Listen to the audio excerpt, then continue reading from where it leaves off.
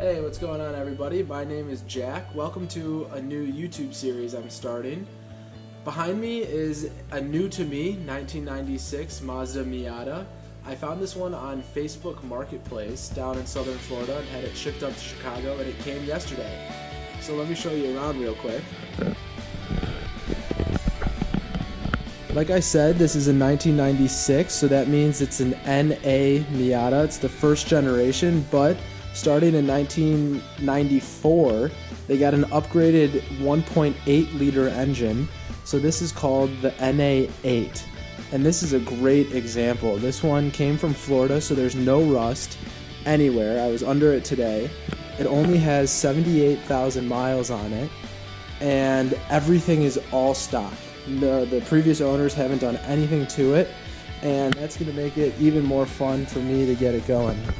My plans for this car are to compete in the E Street SCCA racing class in autocross, and so everything you're going to see me do to this car is going to be within the bounds of those. On the way right now, I have a front sway bar, and in that box is a Goodwin Racing Sport 4 exhaust, so hopefully that gives it a little bit of a throatier tone and opens it up a little bit. In E Street, you can only do a catback exhaust system, so that's what that does. Won't give me that much extra power, maybe 1 horsepower, but it'll sound a lot better. And also, that's the bra that came on the car. Took it off immediately. It looked a little funny, and hopefully you guys learned something here. I know I will. And let's get started. The two fluids that I'm going to use to change the transmission and differential fluid. This right here is the transmission fluid. This is MT90 75W90 gear oil, and make sure you're getting the GL4. That seemed to be very highly recommended on the Miata forums. And then this is the differential fluid. This is also 75W90, but you can see here it's GL5.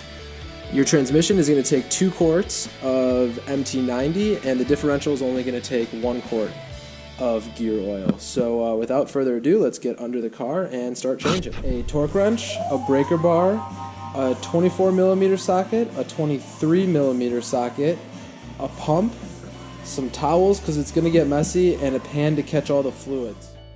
Alright, we are underneath the back of the car here, and this is where your differential fluid goes.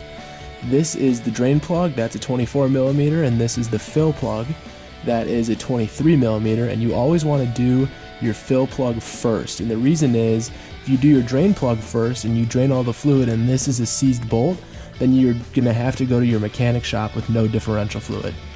So I got my 23mm here, and let's go ahead and break this.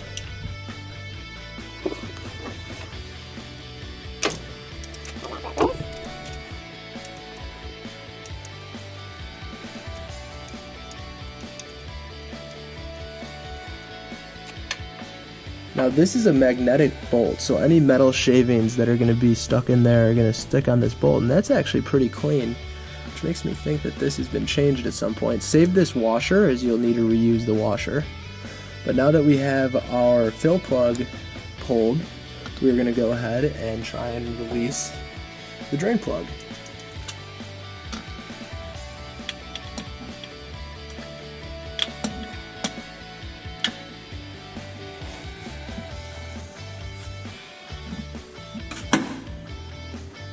There we go, nice and easy. And this should drain differential fluid.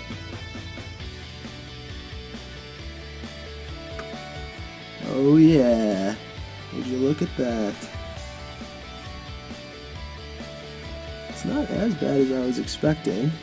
This has some sludge on it, but we're going to go ahead and let that drain. You're supposed to do this cold, and the reason is it might take a little bit longer, but if you do it hot, you might not get everything because it could still be used in the system. So it looks like it's already slowing down a little bit. I'm going to go ahead and get a rag and clean off both of these plugs, and then we will start filling up the differential fluid.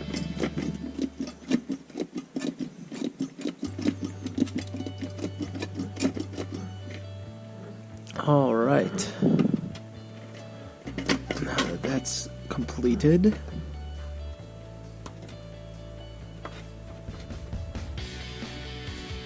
Let's clean this up with a new towel.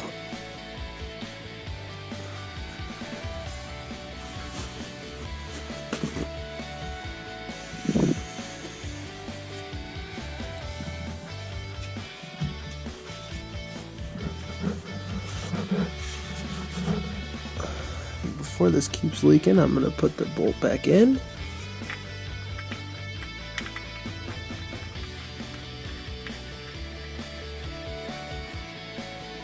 And clean this up real quick, and then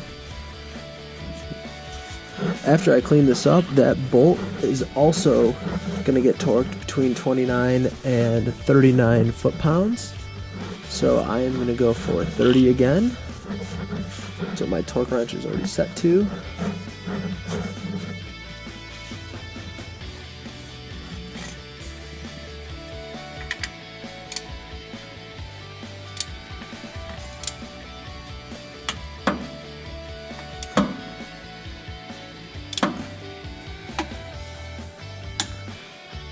There it is. Perfect. Just like that, 2 bolts and a pump, and you have changed your differential fluid.